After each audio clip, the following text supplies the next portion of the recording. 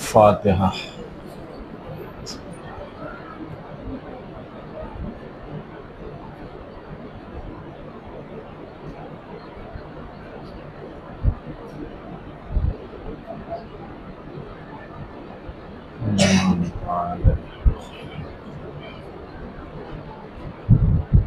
علیہم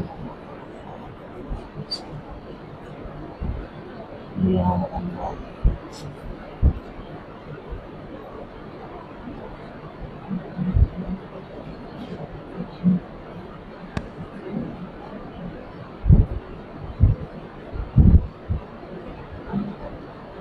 لا حول ولا قوة إلا بالله العلي العظيم۔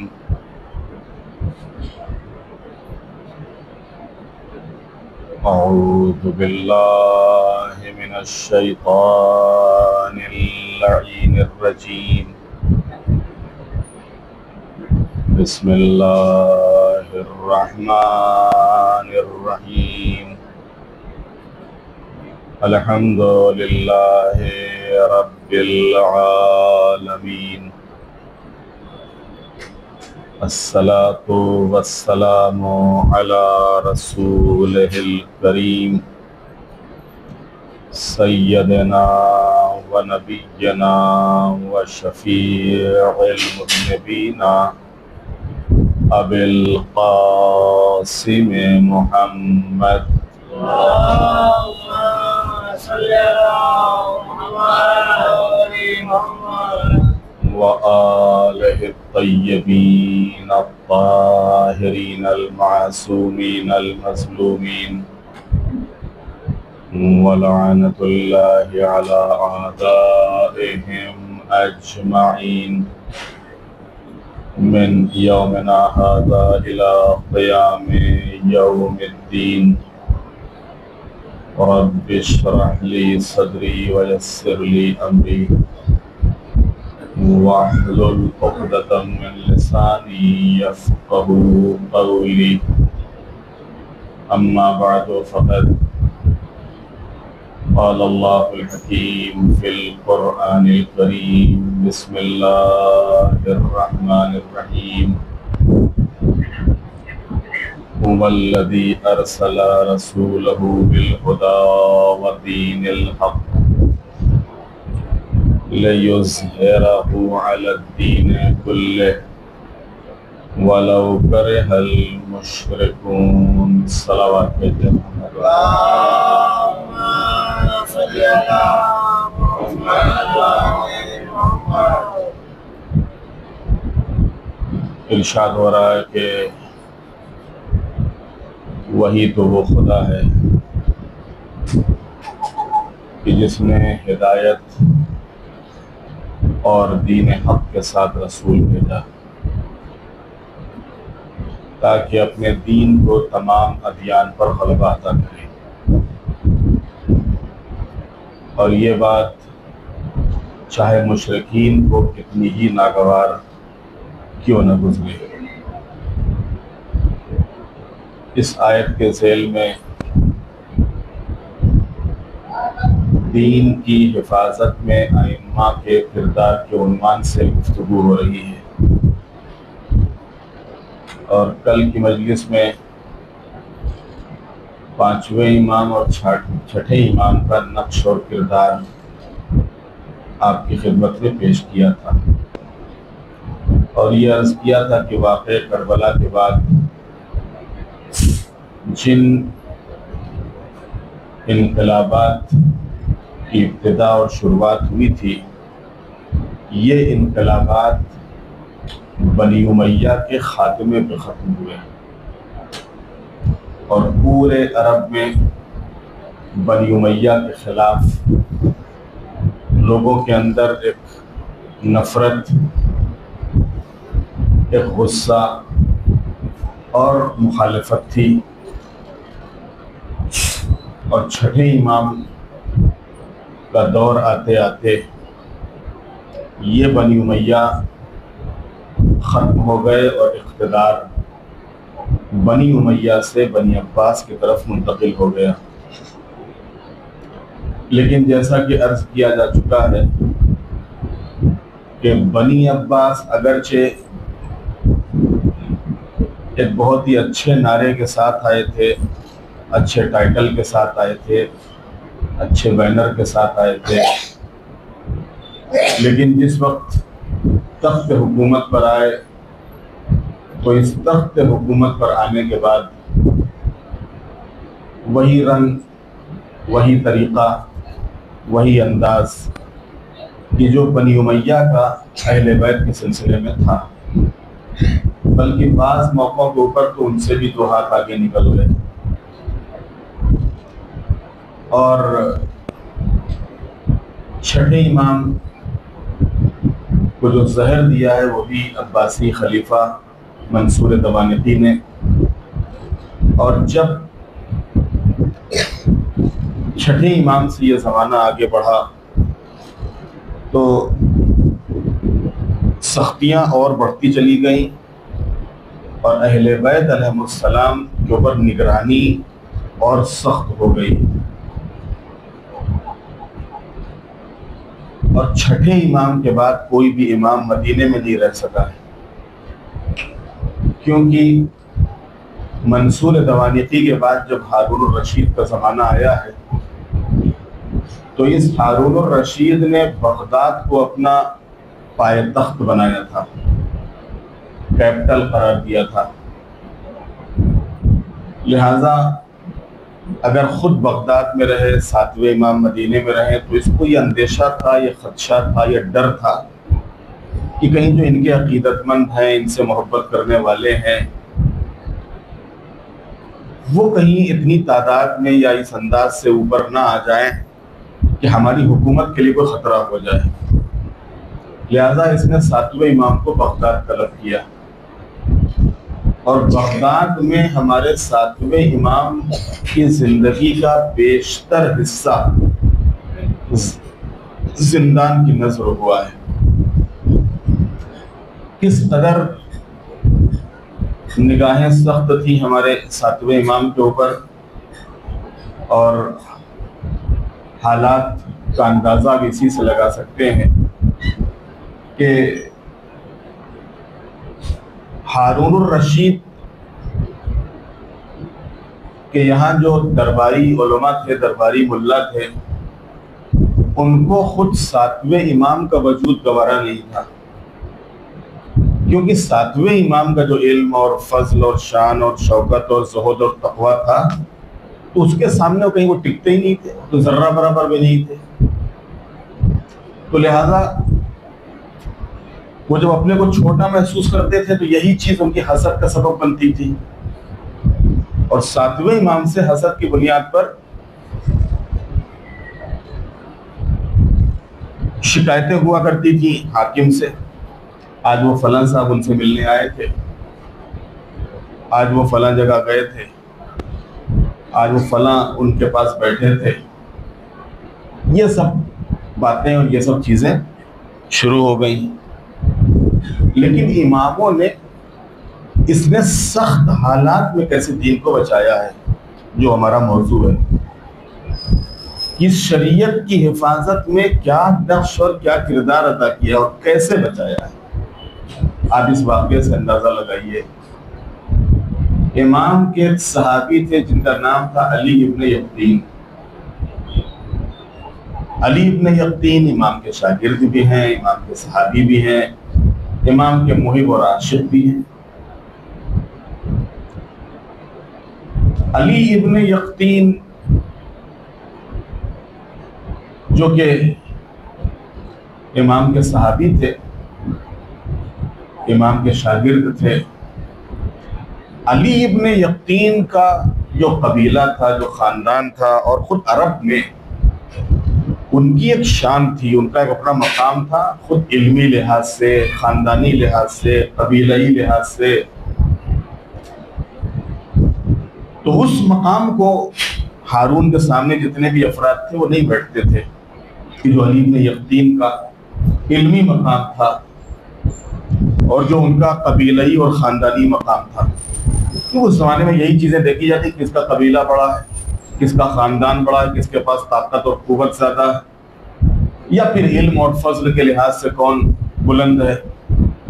علی ابن یقطین کے ہاں یہ ساری خصوصیتیں تھیں، ان کے یہاں شرافت بھی تھی، ان کے یہاں علم بھی تھا، ان کے یہاں تقویٰ بھی تھا، اور ساتھ ہی ساتھ خاندانی اور قبیلئی بھی اس لحاظ سے بھی برتری رکھتے تھے۔ ہارون الرشید نے ایک دن علی ابن یقطین کو بلایا اور بلانے کے بعد کہا کہ میں تم کو اپنا پرائم منسٹر بناتا ہوں۔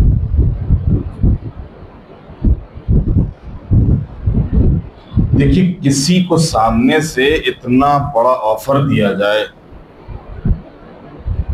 پرائم منسٹر کوئی آسان نہیں ہے۔ اس وقت کا جو عرب تھا، اس وقت کا جو عرب یعنی پوری حکومت جو ہارون الرشید کی تھی، آج کے 2 ہندوستان اس کے اوپر آ جائیں گے۔ ہندوستان جیسی 2 حکومتیں، اتنا بڑا ایریا تھا پورا، افریقہ سے لے کے اور یہاں سندھ تک، اور ادھر یورپ سے لے کے اور کہاں سے کہاں تک، اتنا بڑا رقبہ، اتنا بڑا علاقہ، اتنی بڑی حکومت، اور اتنی بڑی حکومت کا پرائم منسٹر بنایا جا رہا ہے، اور اس کو سامنے سے آفر ہو رہا ہے۔ کوئی نہ الیکشن لڑنا ہے، نہ کوئی مقابلہ ہے، نہ کوئی رشوت دینا ہے، نہ کوئی پیسہ دینا ہے، نہ کچھ کرنا ہے، سامنے سے آفر ہے، آپ کو ہم اپنا پرائم منسٹر بنا رہے ہیں۔ علی ابن یقطین سوچ میں پڑ گئے۔ علی ابن یقطین نے سوچا کہ ہم تو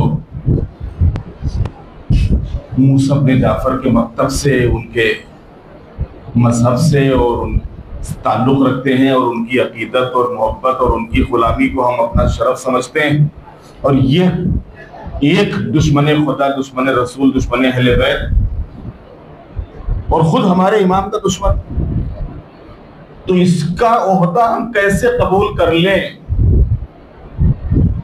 لیکن جب تک اس حد تک انسان کے اندر جذبہ نہ ہو، انسان دیندار نہیں ہو سکتا ہے۔ انسان نمازوں سے نہیں پہچانا جاتا ہے، روزوں سے دیندار نہیں ہوتا ہے کہ ہاں بہت زیادہ روزے، حج سے دیندار نہیں ہوتا کہ بہت زیادہ حج کر لیے، بہت زیادہ خیر و خیرات سے دیندار نہیں سمجھا جاتا ہے، مانا جاتا ہے۔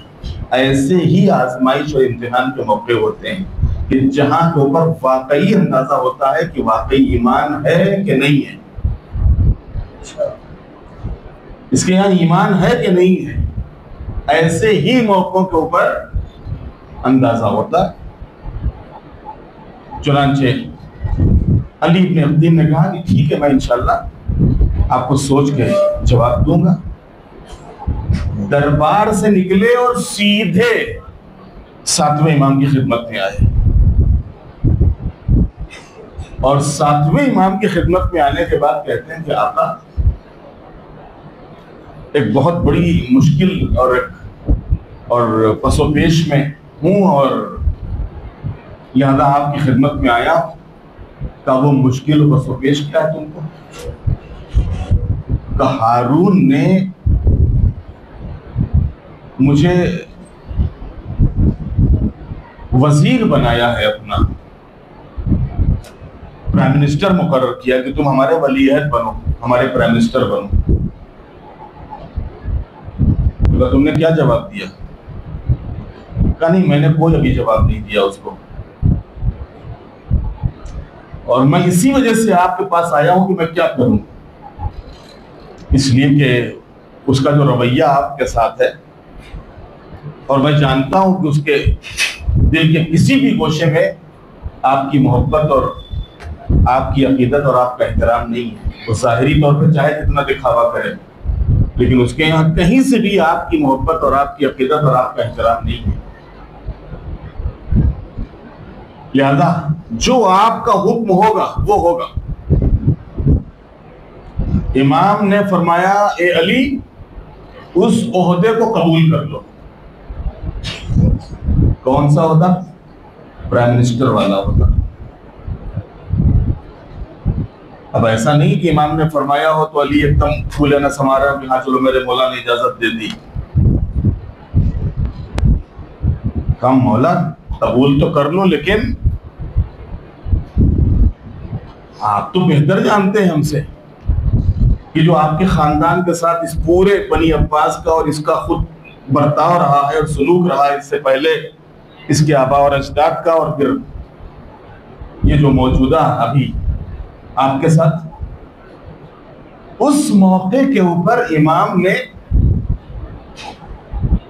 علی ابن یقطین سے جو بات کہی ہے، حقیقت یہ ہے کہ یہ علی ابن یقطین سے نہیں ہے، بلکہ رہتی دنیا تک امام کے محبوں اور امام کے چاہنے والوں سے ہے۔ رہتی دنیا تک امام نے فرمایا کہ علی ابن یقطین تم عہدہ قبول کر لو۔ اب یہ پس و پیش میں تھے کہ مولا قبول تو کر لو، لیکن اگر کہیں کل یہ راز فاش ہو گیا کہ میں آپ کا محب ہوں، آپ کا چاہنے والا ہوں، آپ کا عاشق ہوں، آپ کا شیعہ ہوں، تو ہمارے لیے بھی خطرہ ہوگا، آپ کے لیے بھی خطرہ ہوگا، یہ وہ سب کچھ۔ اس موقع پہ امام نے فرمایا کہ علی، ایک وعدہ تم کرو، 3 وعدے میں کرتا ہوں۔ ملاحظہ فرمائیے، ایک وعدہ تم کرو مجھ سے، 3 وعدے میں تم سے کرتا ہوں۔ تو مولا جیسا آپ کا حکم ہو۔ امام نے فرمایا کہ سنو، میں ضمانت دیتا ہوں تم اپنے عہدے سے نہیں ہٹائے جاؤ گے۔ امام فرما رہے ہیں میں ضمانت دیتا ہوں، گارنٹی، تم اپنے عہدے سے نہیں ہٹائے جاؤ گے۔ میں ضمانت دیتا ہوں کہ تم زندان میں نہیں جاؤ گے، جیل نہیں جاؤ گے، کسی بھی مورد میں، کسی بھی الزام میں۔ 2 ضمانتیں ہو گئیں۔ میں ضمانت دیتا ہوں کہ تم کو قتل نہیں کیا جائے گا۔ اس کے علاوہ کیا چاہیے تھا؟ سب کچھ تو آ گیا اس کے اندر۔ عہدے سے نہیں ہٹائے جاؤ گے، زندان میں نہیں جاؤ گے، قتل نہیں کیے جاؤ گے۔ 3 ضمانتیں امام نے دی۔ علی دیکھو، 3 ضمانتیں میں دیتا ہوں، لیکن 1 ضمانت تم دو۔ کہا وہ کیا ہے؟ کہا وہ یہ کہ جب بھی میرا کوئی شیعہ تمہارے پاس آئے، کسی بھی مشکل کو لے کے، تو تم اس کو منع نہیں کرو گے۔ اب آپ نے ملاحظہ فرمایا، جب بھی میرا کوئی شیعہ تمہارے پاس آئے تو تم اس کو منع نہیں کرو گے۔ 3 ضمانتیں میری طرف سے، 1 ضمانت یہ تم دے دو۔ انہوں نے کہا کہ ٹھیک ہے مولا، میرا وعدہ ہے آپ سے، مجھے قبول ہے۔ کوئی بھی آپ کا اگر محب، کوئی بھی آپ کا عقیدت مند، کوئی بھی آپ کا اگر شیعہ آتا ہے، ہمارا بھائی آتا ہے، تو انشاءاللہ ہم جو بھی ہم سے خدمت ہو سکے گی انشاءاللہ ہم خدمت کریں گے۔ اس کو بند کر دیجیے تاکہ ڈسٹرب نہ ہو۔ ایک صلوات بھیج دیں محمد والے۔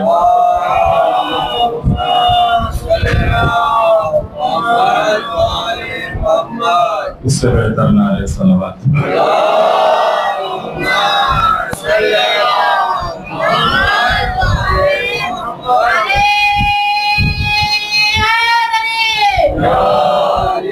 تین وعدے میں کرتا ہوں، 1 وعدہ تم کرو۔ کا مولا وہ کیا ہے؟ کہ جب بھی کوئی میرا شیعہ آئے تم اسے واپس نہیں کرو گے۔ عزیزان محترم، رہتی دنیا تک امام کا یہ میسج اور امام کا پیغام ہے، تم کسی بھی کمیٹی میں رہو، کسی بھی پارٹی میں رہو، کسی بھی ملک میں رہو، کسی بھی جگہ رہو، اتنا خیال رکھنا، تم کسی بھی عہدے پہ جاؤ، کسی بھی منصب پہ جاؤ، میرا کوئی شیعہ آئے تمہارے پاس، تم اس کو واپس نہیں کرو گے۔ اگر یہ دم ہے اور یہ ہمت ہے اور اتنا حوصلہ ہے، جاؤ کسی بھی پارٹی کو جوائن کرو، جاؤ کسی بھی کمیٹی کو، کسی بھی جگہ کو جوائن کرو، کہ ہمارا مقصد امام کے شیعوں کو فائدہ پہنچانا ہے۔ ہم اپنے لیے نہیں آئے اس عہدے منصب کے اوپر، ہم آئے اپنے مذہب کے لیے، تاکہ ہمارے مذہب کو فائدہ پہنچے، ہمارے بھائیوں کو فائدہ پہنچے۔ اگر یہ چیز ہے تو خود امام نے ضمانت دی کہ ٹھیک ہے، میں ضمانت دیتا ہوں، تم ہٹائے بھی نہیں جاؤ گے، تم جیل میں بھی نہیں جاؤ گے، اور تم قتل بھی نہیں کیے جاؤ گے۔ علی ابن یقطین نے قبول تو کر لیا، کیونکہ امام نے 3 ضمانتیں دی تھیں، لہذا کہا کہ جاؤ ٹھیک ہے۔ علی ابن یقطین دربار پہ پہنچے، ہارون رشید نے کہا کیا بھائی تمہارا کیا فیصلہ رہا، کیا سوچا تم نے؟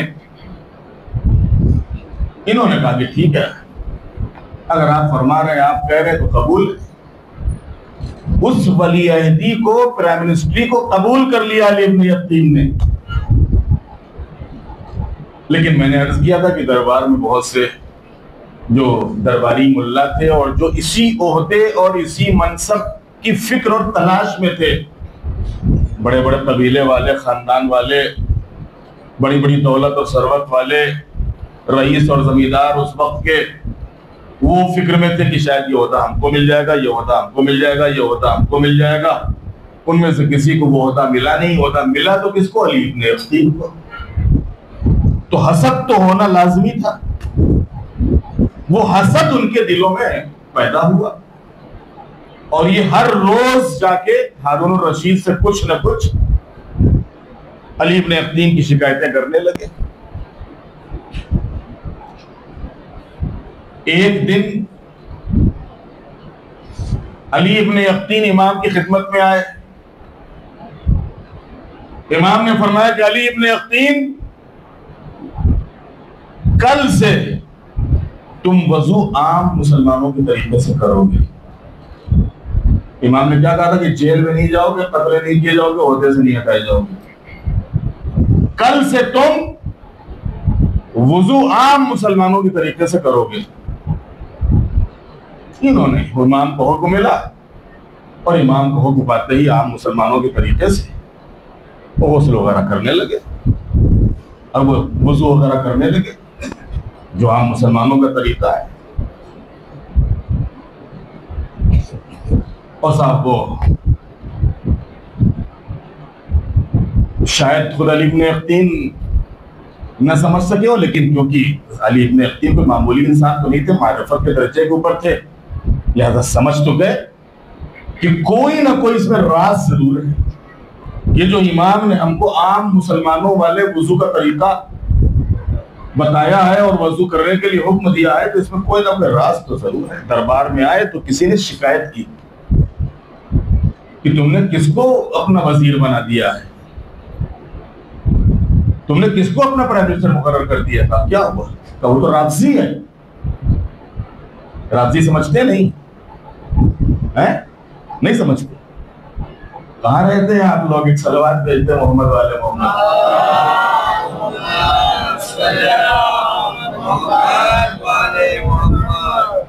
مولا علی کی محبت کے بدلے میں ہم کو جو الزامات دیے گئے ہیں، ان میں سے ایک الزام رافضی ہے۔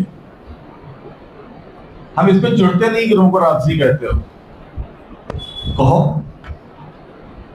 امام مالک نے کہا ہے کہ اگر علی کی محبت ہی رافضی ہونا ہے تو میں سب سے بڑا رافضی ہوں، میں سب سے بڑا رافضی ہوں۔ اور حقیقت یہی ہے کہ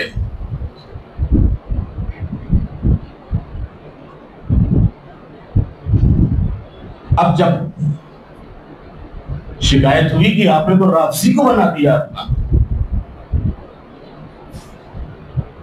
تو کہا وہ کیسے، تم کو کیسے پتا چلا؟ تاکہ آپ وضو کا طریقہ دیکھ لو، شیعوں کے طریقے سے وضو کرتے ہیں، رافضیوں کے طریقے سے۔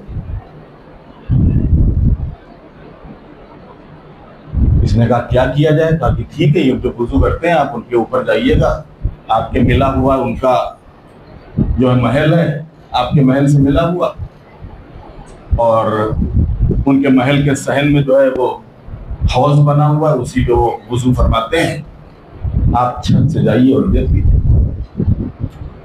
ہارون رشید بہت چھپ کے اپنے محل سے علی ابن یقطین کے محل پہ آیا، چھت کے اوپر، تاکہ علی ابن یقطین کو وضو کرتے ہوئے دیکھے۔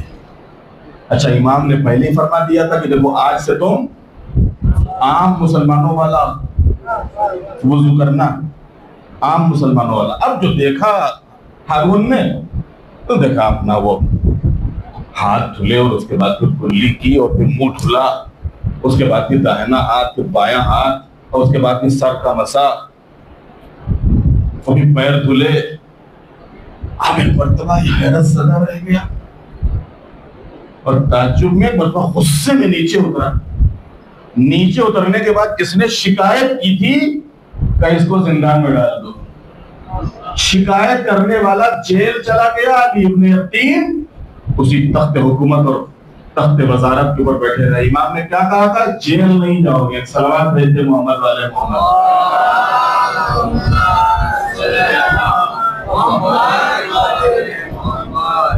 نہ تو اپنے عہدے سے ہٹائے جاؤ گے، نہ جیل جاؤ گے، اور نہ قتل کیے جاؤ گے۔ بات تمام ہو گئی۔ ہارون کو بھی یقین ہو گیا کہ نہیں، یہ کچھ حاسد وحی کا کام ہے اور ایسا کچھ نہیں ہے۔ علی ابن یقطین ایک دو دن کے بعد پھر مولا کی خدمت میں آئے۔ مولا نے کہا علی ابن یقطین اب پھر اپنے پرانے طریقے سے وضو کرنا شروع کر دو، جو ہمارا طریقہ ہے اسی لحاظ سے پھر وضو شروع کر دو تم۔ علی ابن یقطین پھر اپنا وہی شیعوں والا وضو شروع کر دیا انہوں نے۔ ایک دن ہارون رشید نے علی ابن یقطین کو کچھ لباس، ایک بہت ہی فاخرہ لباس، بہت ہی قیمتی لباس، وہ گفٹ کے طور پر، تحفے کے طور پر علی ابن یقطین کو دیا۔ علی ابن یقطین تمہارا کام بہت اچھا ہے، بڑی ایمانداری کے ساتھ اور بہت ہی تم محنت کے ساتھ سارے امور انجام دے رہے ہو، لہذا یہ لباس ہماری طرف سے تم کو گفٹ ہے، تحفے کے طور پر۔ علی ابن یقطین نے لیا کہ ہم کیا اور ہمارا وجود کیا اور ہماری حیثیت کا یہ جو عہدہ ہے تو یہ بھی ہمارے امام کی بدولت ہے، لہذا جلدی جیسے یہ نکلے دربار سے سیدھے امام کی خدمت میں پہنچے، اور امام کی خدمت میں پہنچنے کے بعد امام کے قدموں میں اس کو رکھ دیا کہ آقا یہ ملا تو مجھے لیکن یہ آپ کا ہے، آپ رکھیے اس کو، اس لیے کہ عہدہ آپ ہی کی وجہ سے مجھے ملا ہے اور آپ ہی کی بدولت ہے، لہذا یہ آپ رکھیے۔ امام نے اس تحفے کو، اس لباس کو پھر واپس کرتے ہوئے فرمایا علی اس کو تم اپنے پاس رکھو، کام آئے گا تمہارے۔ کیا فرمایا؟ تمہارے کام آئے گا۔ علی ابن یقطین، میں نے کہا کہ بھائی صاحب معمولی انسان تو تھے نہیں، معرفت کے درجے کے تھے، سمجھ گئے کہ کچھ نہ کچھ تو اس میں پھر راز ہے، کہ کل اگر امام نے فرمایا تھا کہ وضو عام مسلمانوں والا کرنا شروع کر دو تو اس میں بھی راز تو تھا ہی اور سامنے آ گیا، اس میں بھی کوئی نہ کوئی راز تو ضرور ہے کہ جو امام فرما رہے ہیں کہ یہ تمہارے کام آئے گا۔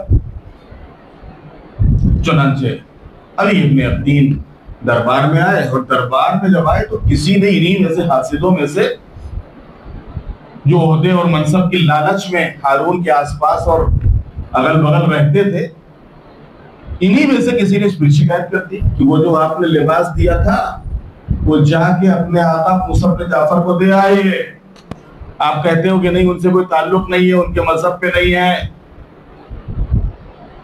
اور یہ یہاں سے نکل کے فوراً جا کے وہاں جا کے دے آئے۔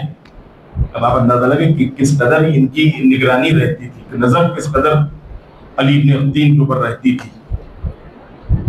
وہ لباس دے آئے جا کے وہاں۔ علی ابن یقطین کو بلایا گیا، علی وہ لباس کہاں ہے؟ کہا میرے گھر میں۔ امام نے کیا کہا تھا؟ اس لباس کو رکھو، تمہارے کام آئے گا۔ اس لباس کو رکھو، تمہارے کام ہے۔ علی وہ لباس کا جو میں نے تم کو دیا تھا، ہدیہ کیا تھا، تم کو گفٹ دیا تھا، وہ کہاں ہے؟ کہ میرے گھر پہ۔ کہ جھوٹ تو نہیں بول رہے ہوگا؟ ٹھیک ہے، آدمی کسی، میں یہیں بیٹھا ہوں آپ کے پاس، آپ اپنے کسی سپاہی کو، کسی آدمی کو بھیج کے وہ لباس منگوا لیجیے، میں ایڈریس بتا دیتا ہوں، میرے گھر پہ جائے گا، فلاں حجرے میں، فلاں صندوقچے میں وہ لباس رکھا ہوا ہے، گھر جا کے وہ لباس لے۔ ہارون الرشید نے اپنے کسی کارندے کو بھیجا کہ جاؤ علی ابن ابطین کے گھر سے جاؤ اور وہ لباس لے کر آؤ، یہ جو پتہ بتا رہے ہیں۔ علی ابن ابطین کا لباس لینے کے لیے ہارون الرشید کی طرف سے یہ شخص چلا، علی ابن ابطین کے گھر آیا، زوجہ نے سوال کیا، کہا کہ وہ لباس لینے کے لیے آیا، انہوں نے یہ پتہ بتایا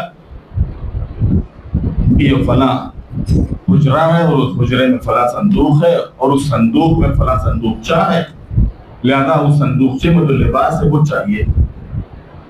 زوجہ نے اپنا اسی حجرے سے وہ صندوق سے صندوقچہ اور اس صندوقچے سے وہ لباس نکالا اور لباس نکال کے حوالے کر دیا۔ اس سپاہی نے یہ لباس لیا، لباس لے کے ہارون رشید کے پاس آ گیا۔ جیسے ہی ہارون رشید کو یہ لباس ملا، جس نے شکایت کی تھی کہ ان کو لے جاؤ، وہ صاحب کہاں گئے؟ زندان میں، جیل میں۔ علی ابن ابطین کا مرتبہ اور عہدہ اور بڑھ گیا۔ ایک صلوات بھیج دے محمد والے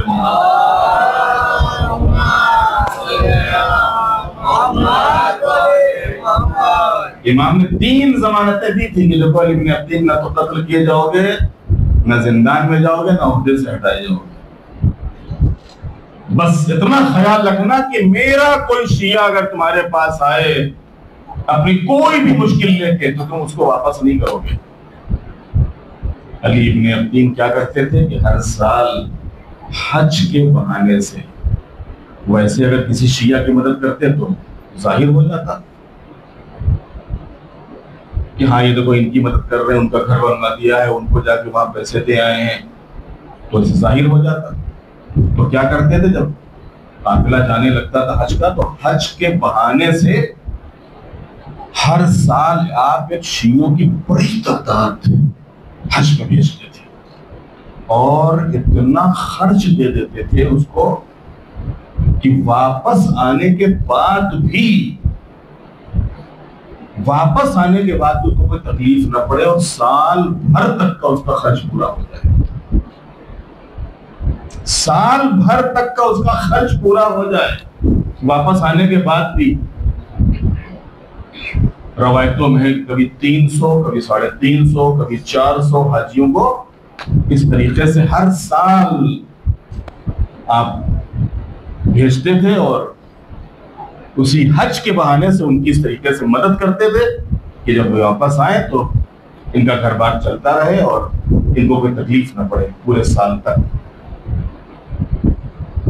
ایک دن دربار سے واپس ہوئے تھے، کام کاج زیادہ تھا، کچھ تھکے ہوئے تھے، اپنے گھر کے اوپر تھے، اسی درمیان میں امام کا ایک محب، امام کا ایک چاہنے والا، امام کا ایک شیعہ، اسے پتا چلا کہ علی ابن ابطین عہدے کے اوپر ہیں، منصب کے اوپر ہیں، وزیر ہیں، لہذا وہ دروازے پہ آیا تاکہ چلے علی ابن ابطین سے اپنی مشکل بیان کریں تو وہ مشکل آسان ہو جائے گی، حل ہو جائے گی، معاملہ ختم ہو گیا۔ کوفے کا رہنے والا تھا، کوفے سے وہ بیچارہ پتہ نہیں کیسے کیسے بغداد آیا، تلاش کرتا کرتا علی ابن ابطین کے دروازے پہ پہنچ گیا۔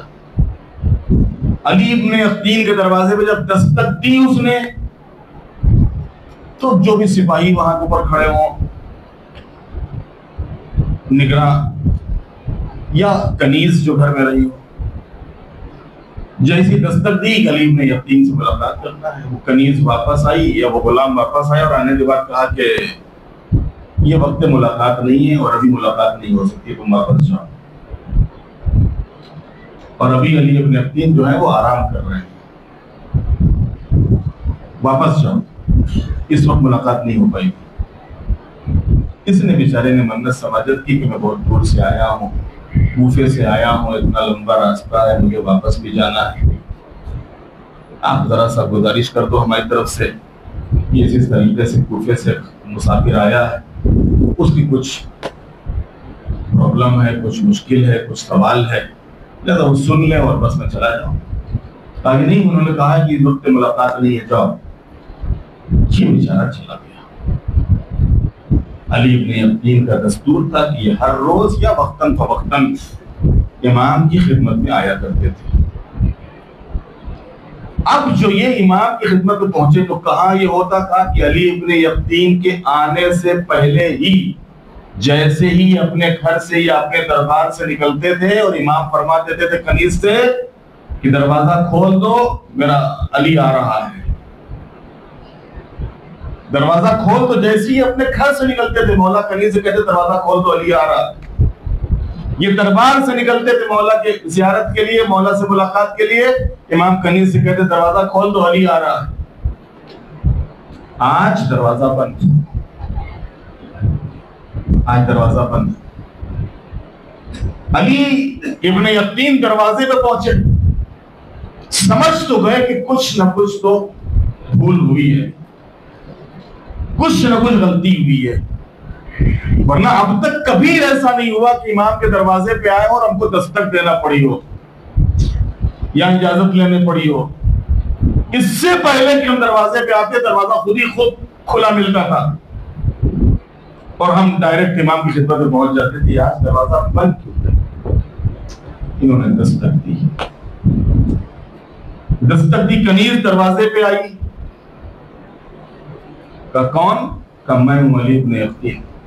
کنیز امام کی خدمت میں گئی کہ وہ آپ کے محب اور آپ کے غلام علی آئے.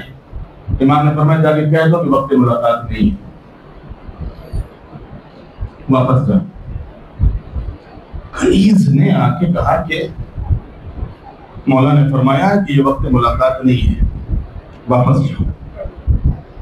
بس ایک مرتبہ علی ابن یقین سر سے لے کے پیر تک بالکل کام ہو گیا, جیسا پسینہ پسینہ. یا اللہ کیا ہو گیا, مجھ سے کون سی غلطی ہو گئی, کون سی خطا ہو گئی.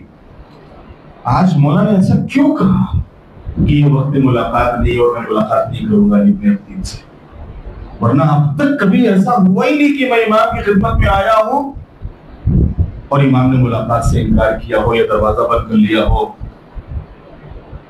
یا مجھے اجازت نہ دی ہو. یہ آج اجازت کیوں نہیں دی؟ یہ وہاں پر بیٹھ گئے اور معافی مانگنے لگے کہ آقا کیا غلطی ہوئی ہے, کیا خطا ہوئی ہے, اب تک کبھی ایسا نہیں ہوا لیکن آج آپ ایسا کیوں فرما رہے ہو؟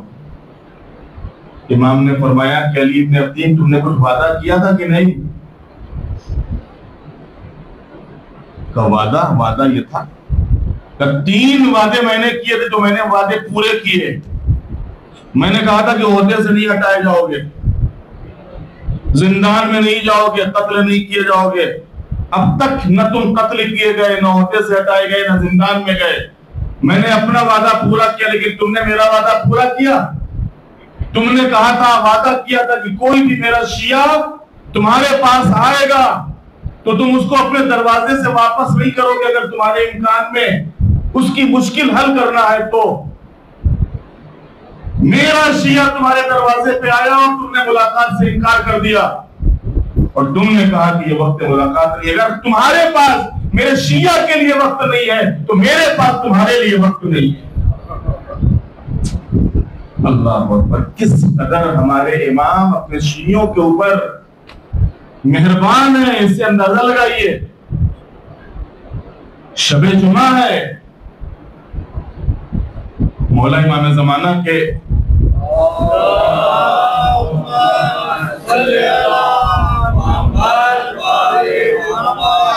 مولا امام زمانہ سے منسوب ہے یہ شخص. جمعے کا دن مولا امام زمانہ کا دن ہے.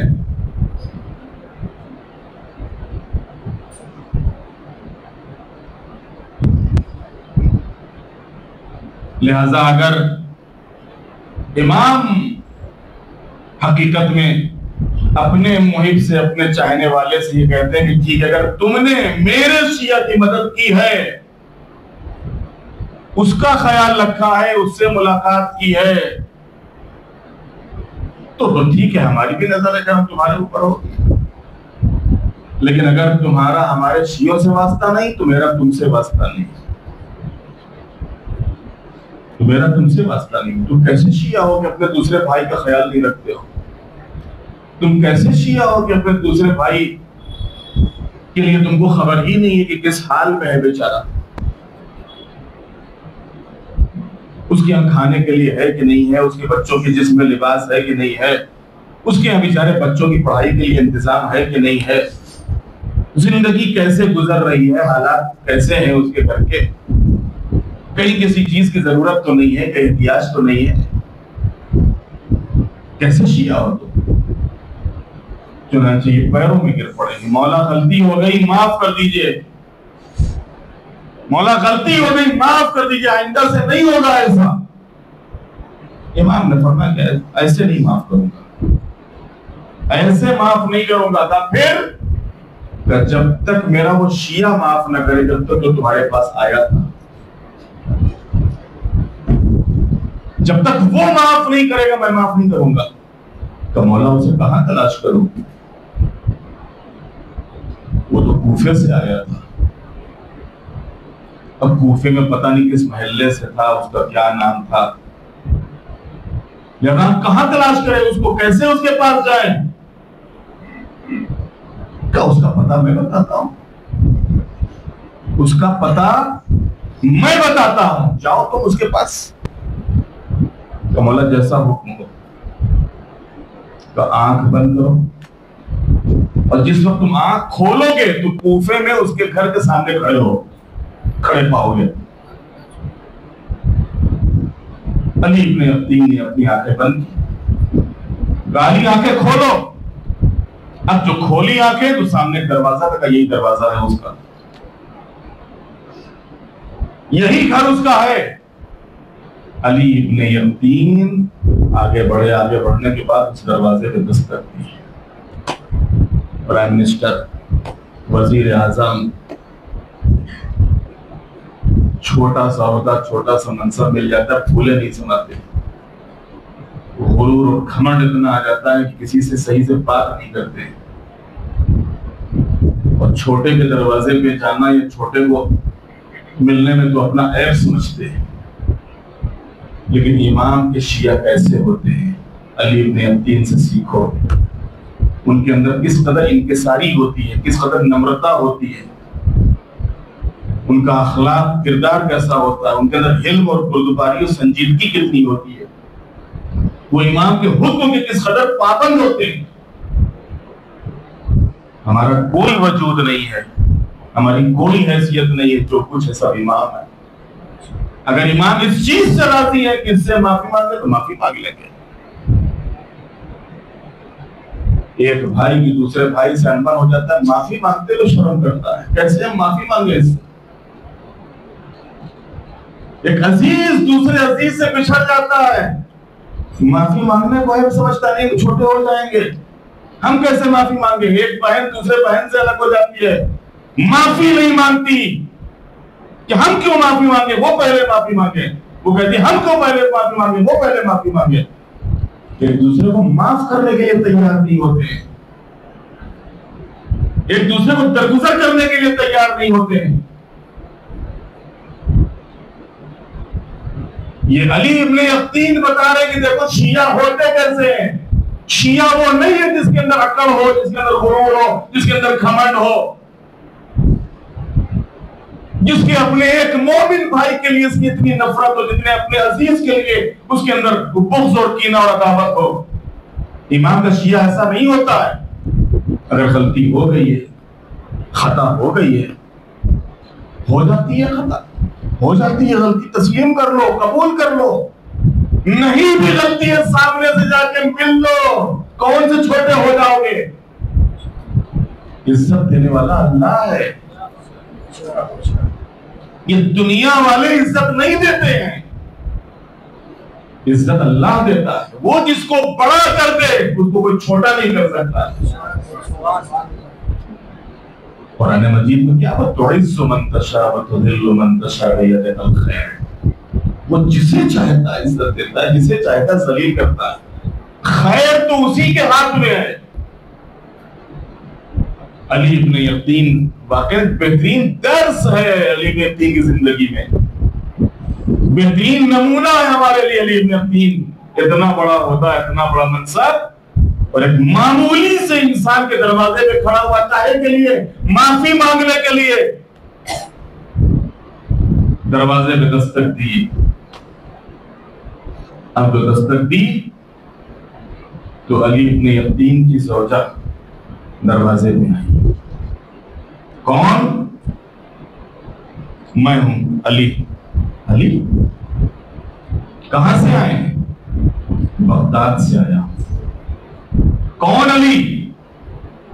علی ابن یقین. علی ابن یقین نام سنا گھبرا گئی, ڈر گئی, جلدی سے شوہر کے پاس آتی, کیا تم کچھ غلطی کر کے آئے ہو؟ تم نے کیا کر دیا؟ اب ہماری خیر نہیں ہے, یا تو ہم زندان میں جائیں گے یا قتل کر دیے جائیں گے. جو خلیفہ کا وزیر ہے وہ دروازے پہ کھڑا ہے. وزیر کوئی مدد کرنے کے لیے تھوڑے آئے گا, وہ جیل میں ڈالنے کے لیے آئے گا, وہ قتل کرنے ہی کے لیے دروازے پہ آئے گا. تم نے کیا کیا وہاں جا کے؟ تم نے ضرور کوئی نہ کوئی گستاخی کی ہے. گھبرا گیا, ڈر گیا. اس نے کہا کہ نہیں, میں نے تو کچھ بھی نہیں کیا, میں تو گیا تھا, اجازت چاہیے تھی, ملاقات کا وقت نہیں ملا, میں واپس آ گیا, میں نے کچھ نہیں کیا. جاؤ جلدی دروازہ تو کھولو. وہ کہتا کیا ہے؟ یہ ڈرتے ڈرتے آ کے دروازہ کھولتا ہے, ڈرتے ڈرتے دروازہ کھولا. اب جیسے دروازہ کھولا دیکھا علی ابن یقین نے فوراً اس نے ہاتھوں کو جوڑ دیا. کیا غلطی ہو گئی؟ علی ابن یقین کہتے ہیں غلطی تم سے نہیں مجھ سے ہو گئی ہے. آپ سے کیا غلطی ہوئی؟ نہیں, تم سے غلطی نہیں ہوئی, مجھ سے غلطی ہو گئی. میں تم سے معافی مانگنے کے لیے آیا ہوں. اللہ اکبر. میں تم سے معافی مانگنے کے لیے آیا ہوں, معاف کر دو ہم کو. کہا آپ سے کیا غلطی ہوئی؟ کہ تم آئے تھے میرے دروازے پہ, میں گھر کے اندر تھا, گھر میں موجود تھا, لیکن میں تم سے ملاقات سے انکار کر دیا. میں نے تم سے ملاقات سے انکار کیا, میرے مولا نے مجھ سے ملاقات سے انکار کر دیا ہے, اور کہا جب تک تم راضی نہیں ہوگے تب تک میرا مولا راضی نہیں ہوگا. ایک مرتبہ یہ امام کا چاہنے والا کہتا ہے میں راضی, میرا اللہ راضی, میرا مولا راضی. تو ایسے نہیں, ایسے نہیں, کوئی نشانی دو. ایسے نہیں, کوئی نشانی دو. نشانی کیا نشانی چاہتے ہیں؟ کہ میں زمین پر لیٹتا ہوں, اپنا خاک بھرا پیر, خاک آلود پیر ہمارے رخسارے پہ رکھو. کہ یہ تو نہیں ہوگا, کہ نہیں یہ ہوگا, کہ یہ نہیں ہو سکتا, کہ نہیں یہ کرنا ہوگا تم کو. علی ابن یقین زمین پہ لیٹ گئے. علی ابن یقین وزیر اعظم زمین پہ لیٹا ہوا ہے, رخسارہ, ایک رخسارہ زمین کے اوپر رکھے ہوئے, ایک رخسارہ سامنے, اور اس سے کہہ رہے رکھو پیر. اس کی ہمت نہیں پڑ رہی اس امام کے چاہنے والے کی, امام کے شیعہ کی, کہ کیسے پیر رکھے. یہ بار بار اٹھاتا ہے, پھر پیچھے کھینچتا ہے, رکھو پیر. ایک مرتبہ اس نے پیر اٹھایا اور پیر علی ابن یقین کے رخسارے پر رکھا.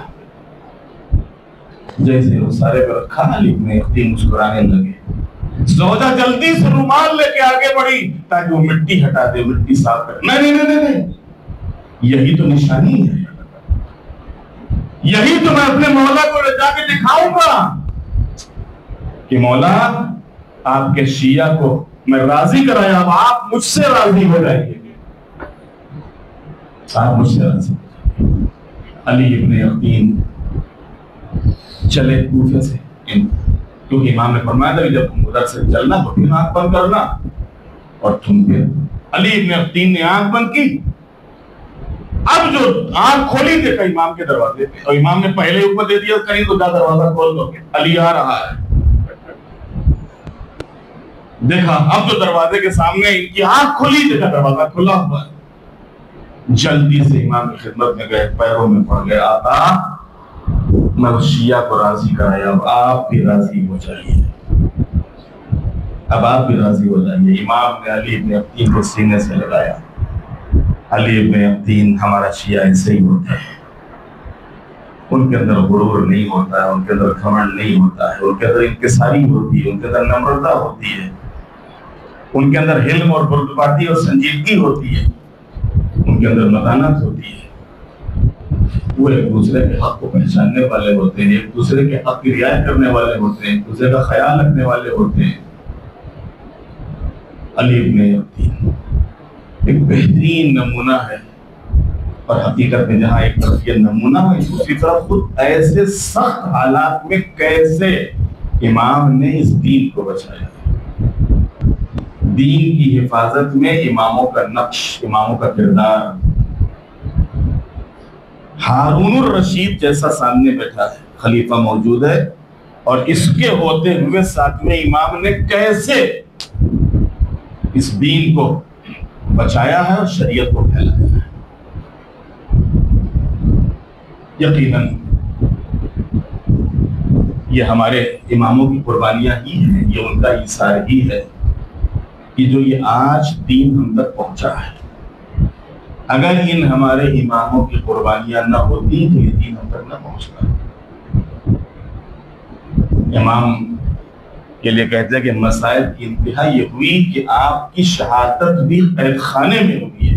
ساتویں امام کی شہادت جو بھی ہے قید خانے میں ہوئی ہے، اور آپ کے ہاتھوں سے ہتھکڑیاں اور بیڑیاں بھی آپ کی شہادت کے بعد جلد کی گئی۔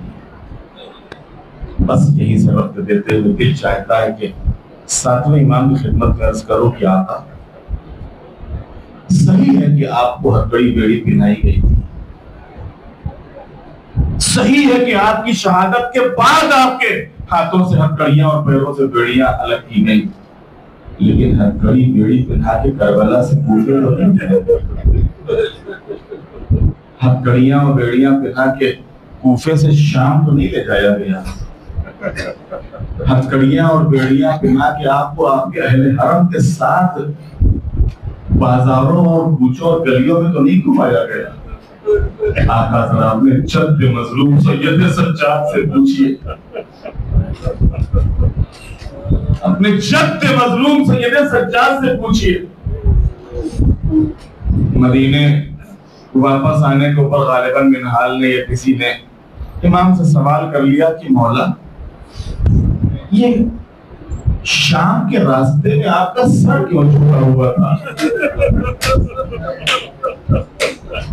کیا توق وزنی تھا، توق بھاری تھا؟ تڑپ گئے امام، تڑپ گئے امام، اور تڑپ کے فرماتے ہیں کہ توق تو وزنی تھا ہی، توق تو بھاری تھا ہی، لیکن میں سر اٹھاتا تو کیسے اٹھاتا؟ جب بھی میں سر اٹھاتا تھا شیعہ اور ہر مومن کے دل میں امام کے حرم کی زیارت کی ایک طرف ہے، بے قراری ہے، بے چینی ہے کہ ہم بھی امام کے حرم میں پہنچے، امام کے حرم کی زیارت کریں، امام کی قبر مبارک کی زیارت کریں، ہم بھی کربلا جائیں۔ عزاداروں کہتے ہیں جب یہ قافلہ کوفے پہنچا ہے، چاروں طرف تماشائیوں کا ہجوم تھا، لوگ تماشا دیکھنے کے لیے آئے تھے، خالی تماشا نہیں دیکھنے کے لیے آئے تھے، خوشیاں منا رہے تھے، تالیاں بجا رہے تھے، شور مچا رہے تھے۔ جس وقت چوتھی امام نے یہ منظر دیکھا ہے، آپ کو سخت تکلیف ہوئی، آپ نے ایک اشارہ کیا، ایک اشارہ کرنا تھا کہ جیسے مجمع میں سناٹا چھا جائے، یہاں تک کہ اونٹوں کی گردنوں میں جو گھنٹیاں پڑی ہوئی تھی ان کی بھی آوازیں بند ہو گئی، اس لیے کہ امام کا حکم تھا، بند ہو گئی ان کی آوازیں۔ اور جب مجمع میں سناٹا چھایا تو ایک مرتبہ علی کی شیر دل بیٹی زینب نے خطبہ دینا شروع کیا۔ جس وقت جناب زینب نے خطبہ دینا شروع کیا ہے تو کہتے کہ انہی تماشائیوں میں، اسی مجمع میں کہ جو تماشا دیکھنے کے لیے آئے تھے، مولا علی کا ایک صحابی بھی تھا، نابینا صحابی، ایک آنکھ اس کی جنگ جمل میں شہید ہو چکی، دوسری آنکھ جنگ صفین میں شہید ہو چکی۔ اسے پتا چلا تھا کہ کچھ خارجیوں نے خروج کیا، باقیوں نے بغاوت کی ہے، انہیں قتل کر کے ان کے گھر والوں کو لایا جا رہا ہے۔ اپنی بیٹی کا ہاتھ پکڑے ہوئے یہ مولا کا صحابی اسی مجمع میں حاضر تھا۔ کہتے ہیں جیسے ہی جناب زینب کی آواز گونجی ہے، میں مرتبہ یہ بیٹی کا ہاتھ ہلا کے کہتا ہے بیٹی کیا قیامت آ گئی؟ بیٹی کیا قیامت آ گئی؟ کیا ہوا بابا؟ یہ تو میرا مولا بول رہا ہے، یہ تو میرے مولا کی آواز ہے۔ کہا نہیں بابا، یہاں کے اوپر یہ کچھ قیدی ہیں، ان کے ہاتھ رسیوں میں بندھے ہوئے ہیں، اور ایک بیمار ہے کہ جو ہاتھوں میں ہتھکڑیاں، پیروں میں بیڑیاں، گلے میں توق، کمر میں لنگر، اور یہ آواز ایک معصمہ ہے کہ جو خطبہ دے رہی ہے۔ میں مرتبہ یہ امیر المومنین کا صحابی کی جس کا نام تاریخ نے عبداللہ ابن عفیف لکھا ہے، بیٹی سے کہتا ہے کہ بیٹی ذرا اتنا ہمارے اوپر احسان کرو کہ اس قافلے کا قافلہ سالار تک مجھے پہنچا دو۔ بیٹی نے سہارا دیا اور چوتھے امام کے سامنے لا کے کھڑا کر دیا۔ جب چوتھے امام کے سامنے لا کے کھڑا کیا تو عبداللہ کہتے ہیں کہ آپ کہاں کے قیدی ہو؟ اتنا سننا تھا کہ مطلب چوتھے امام نے سر کو اٹھایا، عبداللہ تم بھی میرا تماشا دیکھنے آ گئے؟ عبداللہ تم کو پتہ نہیں ہے کہ میرا بابا کربلا میں 3 دن کا خون کا پیاسا ذبح کر دیا گیا، میرے چچا کے شانے قلم ہو گئے، میرے اکبر کے سینے میں پرچی مار دی، اور آج ان کو قتل کرنے کے بعد ان کے اہل حرم کو قید کر کے لایا گیا ہے۔ کہتے ہیں عبداللہ ابن عفیف سے رہا نہ گیا، کہتے ہیں بیٹی سے تلوار کو دینا۔ عبداللہ ابن عفیف سے تلوار لے کر بیٹی بتاتی رہنا کہ دشمن کدھر ہے۔ داہنی طرف بیٹی کہتی داہنی طرف وار کرتے تھے، بیٹی کہتی تھی بائیں طرف وار کرتے تھے۔ حملہ کرتے کرتے ابن زیاد کے دربار تک پہنچ گئے، قریب تھا کہ ابن زیاد پہ حملہ کریں، ایک ظالم نے ایسا وار کیا کہ عبداللہ کے شانے قلم ہو گئے۔ عبداللہ زمین پہ گرے، تیر آ کے پیشانی پہ لگا، ایک ملعون آگے بڑھا، اس نے عبداللہ کے سر و تن میں جدائی کی۔ میں کہوں گا عبداللہ تمہاری تو آنکھیں بھی نہ تھی، تم تو نابینا تھے، تم نے خالی سنا تھا لیکن سن کے برداشت نہ کر سکے۔ کوئی چوتھے امام کے دل سے پوچھے کہ ہمارے چوتھے امام کے دل پہ کیا گزر رہی ہوگی۔ کربلا سے لے کے کوفہ سے لے کے شام، ارے جب بھی سر اٹھاتے تھے کبھی باپ کا سر نو کے نیزہ پر، پیچھے مڑتے تھے مائیں اور بہنیں اور عزیز تھے کہ ہاتھوں ہاتھ سے گردن مدے ہوئے تھے، سر جھکے ہوئے تھے۔ کربلا سے کوفہ، کوفہ سے شام، کربلا